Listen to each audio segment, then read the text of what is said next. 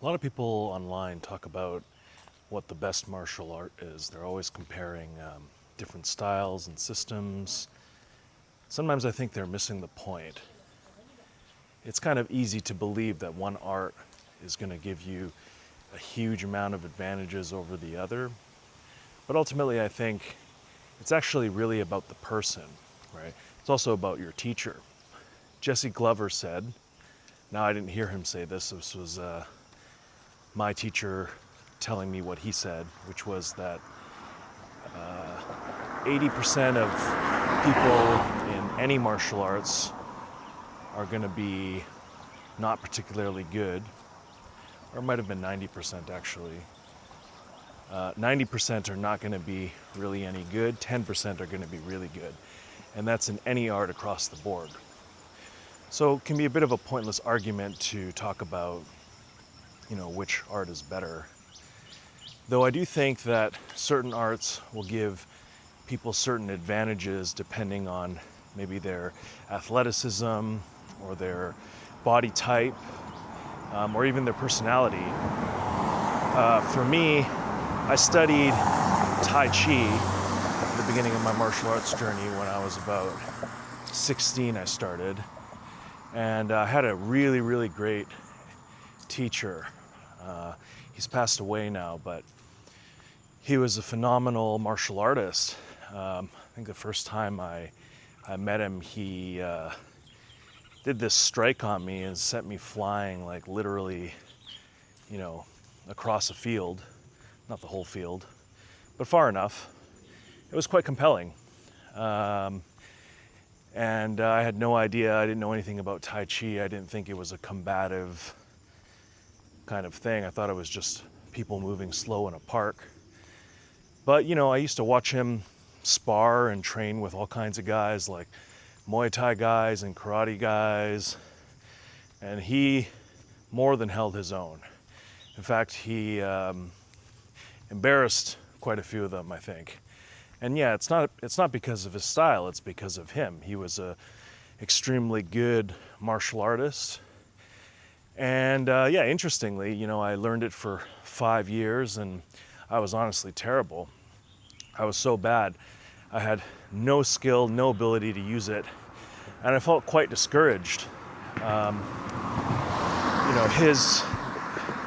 His whole idea was that in Tai Chi, there's not too much striking, at least in the Tai Chi that he did. It's mostly controlling, right? And it's always much harder to control a person than it is to just strike them, right? He was he was a bit bigger than me. He was about 5'9". And, so he had a size advantage where he could, and obviously with his skill, he could actually kind of go around and make his Tai Chi work, right?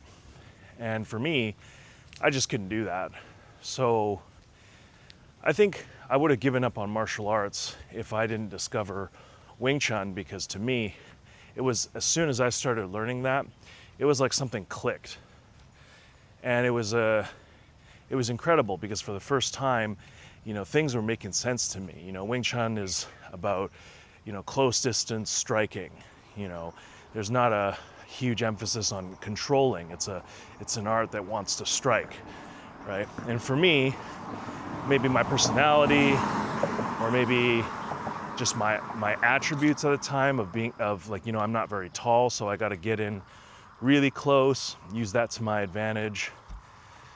Things like that really started to click for me, and I really started being able to actually use it. It wasn't, I think after about 6 or 7 months of practice, I started sparring, started meeting as many martial artists as I could, and just trying to test out the stuff to see if it worked. And for me, the advantages that Wing Chun brought to the table really worked for me, right?